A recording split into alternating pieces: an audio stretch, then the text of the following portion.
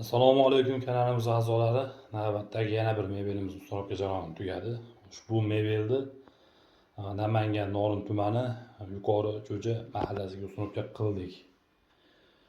Joyimiz 3 metr holatda, balandligi 238 holatda bo'ldi.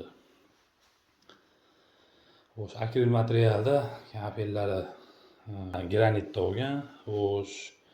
Bir paganometri 2300 ming so'mdan, общий holati 6300 ming so'mga mebelimiz tayyor bo'ldi. Mebel ichida 4 o'lcham bo'lgan, semisitrli bilan bo'lgan, qora rangda bo'lgan bu safargisi. Bu rangsasi qo'shilgan, sushilkasi bor. Tepa eshiklari katta rang hisobiga, tepasida sushilkan tepasida ham polkalari bor. Pog kronkada, ichlari ham pog kronka. Vakuum holatda, oshlarimiz ham aslan. Mo'kamiz, g'aradonimiz ham o'sha yerga so'ragan patnosimiz bor. Joy kichkina holatda to'rtta bo'lgan bunda. Рабочий zona bu yoq o'zi. Tashchamiz, o'shalarga turbalarimiz bor. Gazimiz butun gaz bo'lgan. Shuni hisobiga 30 sm chiqarib hisoblaganmiz. Masalan 3 metr joy bo'lsa 270 ga hisoblanadi. Ichkan tepasi, tepadan ketadigan joylarni ochib qo'ydik.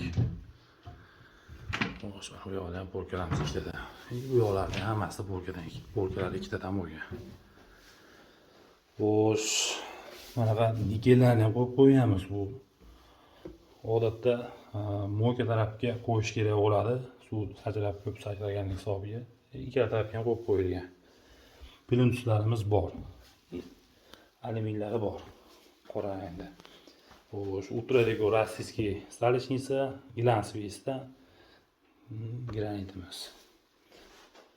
Kimga shunday xizmatlar kerak bo'lsa, ekranlarda ko'ringan raqamlarga aloqaga chiqa olasizlar.